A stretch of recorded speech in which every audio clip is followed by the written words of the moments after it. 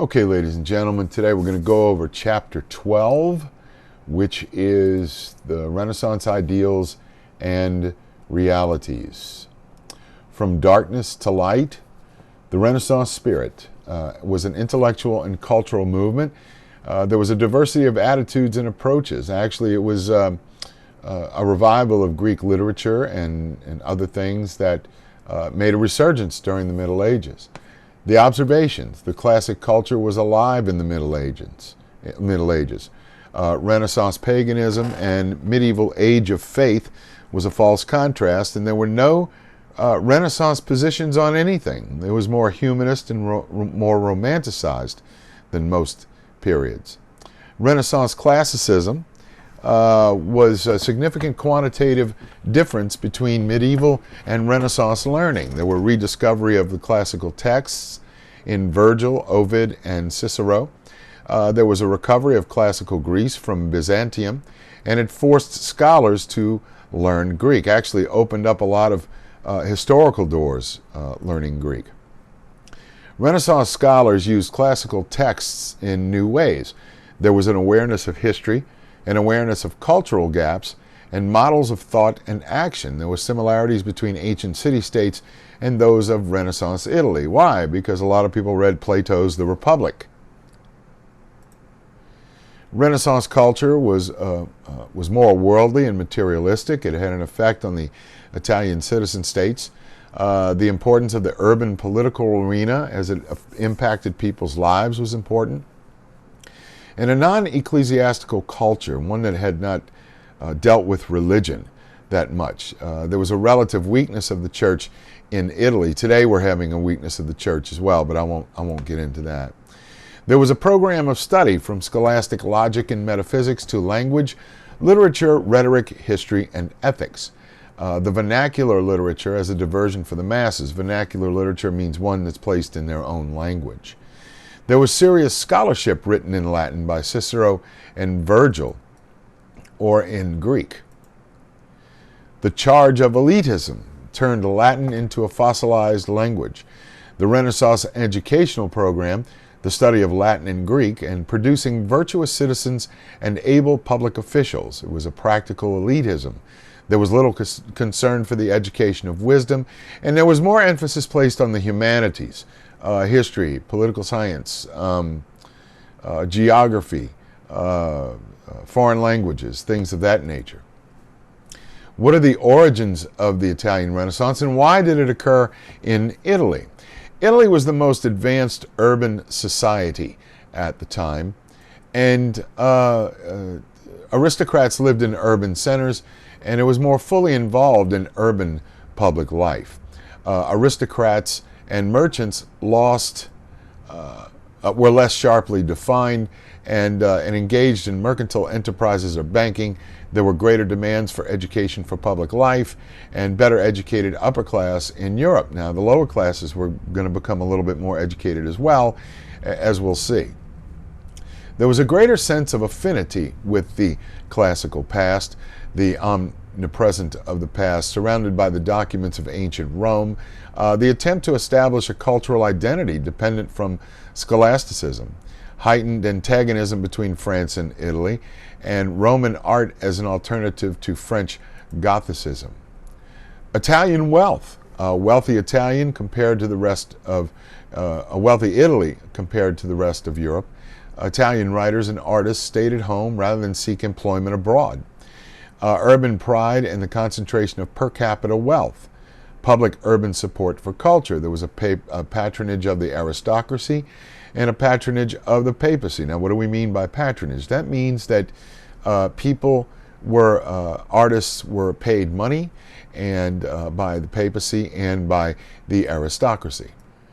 The Italian Renaissance, literature and thought. Francesco Petrarch from 1304 to 1374. He was a deeply committed Christian. Scholasticism was misguided. It taught abstract speculation, not how to live virtuously. The Christian writer must cultivate literary eloquence, inspire people to do good.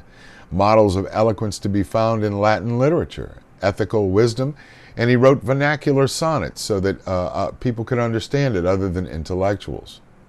Civic humanism, Leonardo Bruni and Leon Battista Alberti agreed with Petrarch on the need for eloquence and virtue. They taught that man was equipped for action and usefulness to society and family, and refused to condemn mere material possessions, human progress equivalent to man's mastery over nature. The emergence of textual scholarship. The civic humanists went beyond Petrarch in their knowledge of classicism, added by Byzantine scholars who migrated to Italy. Italian scholars traveled to Constantinople looking for Greek texts. Giovanni Aurispa brought 238 manuscript books to Italy in 1423, translated them into the Latin sense for sense rather than word for word. Lorenzo Valla, secretary in service to the King of Naples, no allegiance to Republican ideals, used an analysis of Greek and Latin texts to discredit old truths, proved the donation of Constantine to be a medieval forgery, introduced the concept of anachronism into textual study. He wrote the notes on the New Testament, where it elucidated the true meaning of Paul's letters, and believed they had been obscured by Jerome's translation. Renaissance Neoplatonism, blending the ideas of Plato, Plotinus, and ancient mysticism with Christianity, which can be a different thing and not looked well upon the church considering the time when it occurred. Marsilio Ficino, member of the Platonic Academy at Florence, he translated Plato's works into Latin, and he wrote the Hermetic Corpus. Giovanni Pico della Mirandola was also a member of the Academy and saw little worth in public affairs. He wrote the Oration on the Dignity of Man, where there's nothing more wonderful than man. That's what Mirandola wrote about. Now, if we look at this map, we can see it shows the divisions of Italy on the eve of the French invasion in 1494. Contemporary observers often described Italy as being divided among 5 great powers: Milan, Venice, Florence, the Papal States, and the Kingdom of the Two Sicilies. In Renaissance Italy, Niccolo Machiavelli, the man, he reflected the instability of Renaissance Florence and Italy, and he became a prominent government official of the Florentine Republic in 1498. He went on diplomatic missions to other city-states. He was fascinated with the achievements of Cesare Borgia. He was deprived of his position in 1512. He later wrote his ideas. Was he the amoral theorist of Realpolitik? Was he an Italian patriot? Or was he a follower of St. Augustine? He wrote a book called The Discourses on Livy, where he praises the ancient Roman Republic as a model, praises constitutional government, equality among all citizens of a republic, that's a unique type of trait, and the subordination of religion to the needs of the state. Now, this was not going to go over well with the state. Now, Machiavelli wrote a book called The Prince, and I read this book in graduate school. It was pretty good. It was a handbook for tyrants in the eyes of its critics, but Machiavelli saw that only a ruthless prince could revitalize the spirit of independence, a dark vision of human nature, where Machiavelli believed that you had to show the dark side of humanity before people actually understood what independence was all about. And it was a pretty good book, too. But I kind of recommend it when you get a little older. The idea of the courtier, Baldassare Castiglione wrote the Book of the Courtier. It was a handbook on etiquette that was written during the Renaissance. The Renaissance man was multi-talented, brave, witty, and courteous. He helped spread the Italian ideal of civility, Machiavelli and Madrigola. Ludovico Ariosto, Orlando Furioso, that's the book he wrote. Lyric fantasy devoid of heroic idealism.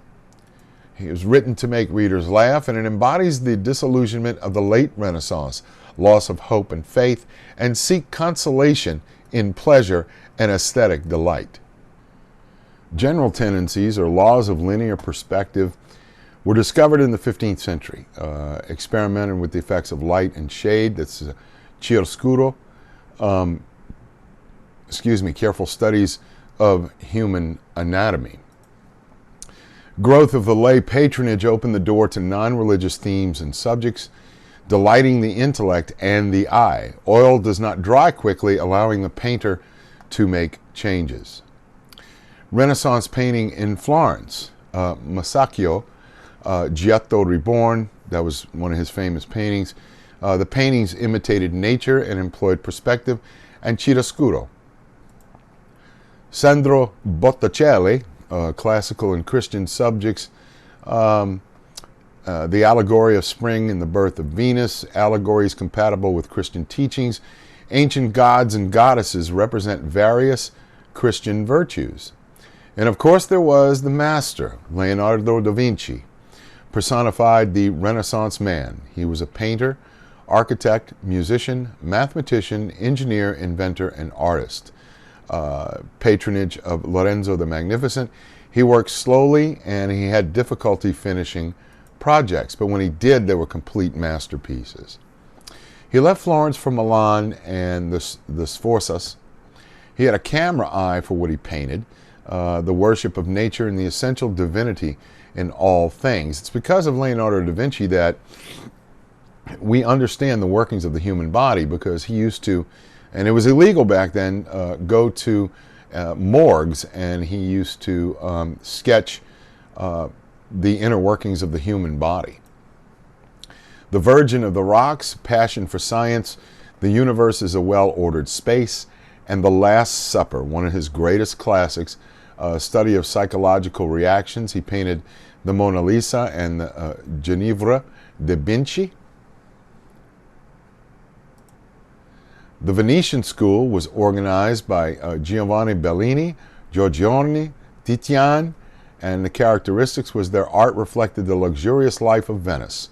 Their aim was to appeal to the senses, not the mind, a mirror of the taste of wealthy merchants.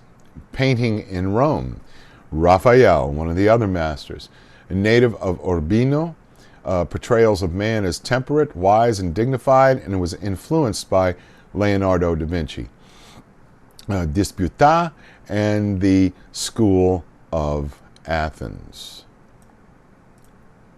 Michelangelo, another master. An idealist, he embraced Neoplatonism. He was a painter, sculptor, architect, and poet. The centrality of the male figure, powerful and magnificent. He did a statue of a naked man called David, which was the perfect man. And then he did the Sistine Chapel paintings in Rome, which in the Vatican, which you can still see today. God dividing the light from darkness, the creation of Adam and the flood. These were all paintings that he had done. He had a commitment to classical aesthetic principles of art, harmony, solidity, dignified restraint, and he also painted the Last Judgment. Sculpture, Donatello. David, he did the first that was Donatello, the first freestanding nude since antiquity. Michelangelo, sculpture allowed the artist to imitate God in recreating human forms, subordinated naturalism to the force of imagination. David was an expression of Florentine civic ideals. Moses, anatomical distortion and emotional intensity, and Descent from the Cross, which went unfinished. In architecture, there was a new building style, was a composite of elements from antiquity and medieval Europe. Italian Romanesque was the model. Cruciform floor-plan, geometrical proportions, and he designed St. Peter's Basilica in Rome. Andrea Palladio was also an architect. Causes of decline of the Renaissance in 1550 were war.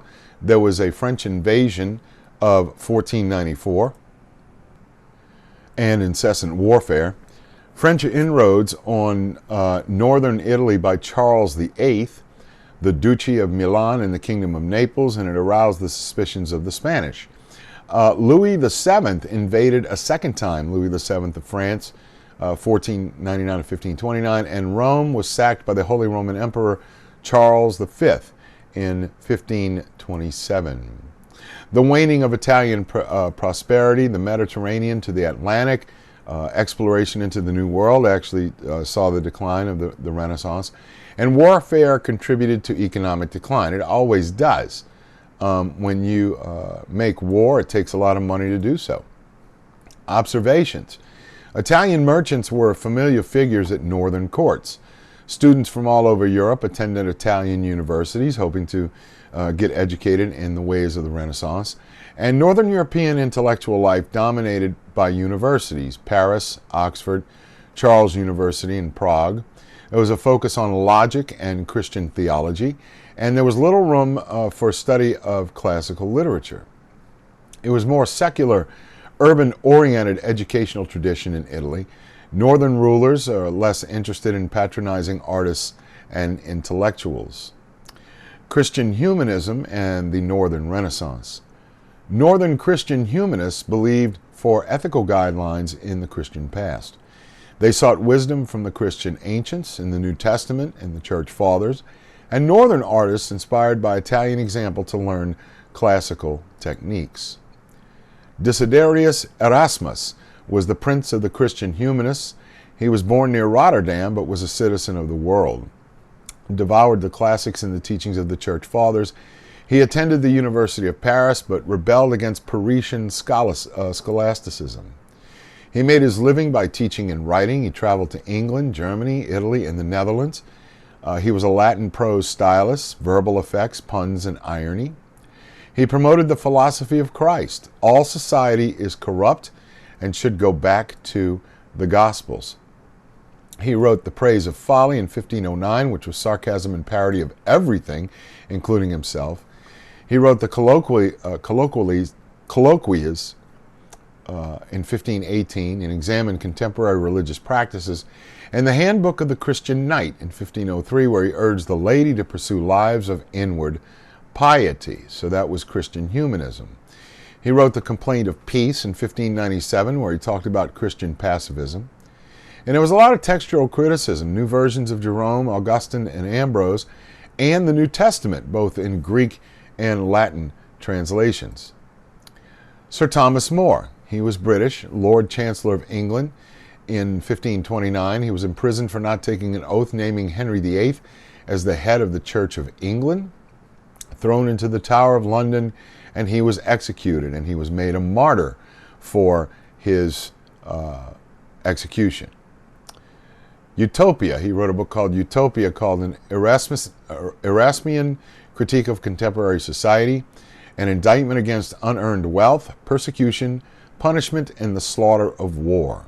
There is no private property or war. Sounds a little bit like communism to me, the beginnings of it. Literature, art, and music in Northern Renaissance. Pierre de Ronsard and Joachim du Bellay wrote Petrarchan sonnets. Sir Philip Sidney and Edmund Spenser from England, and from France, Francois Rabelais began his career in the clergy. Studied medicine, became a physician in Lyon, Gargantua, and Pettigrew, satirized religious ceremonialism and scholasticism, superstitions and bigotry. That was Rabelais. This is Rabelais I'm talking about. Written in French, and glorified the human and the natural. The Abbé of Thilam, do what thou wouldst. In architecture, the French chateau began to take shape, combined elements of French Gothic with classical horizontality.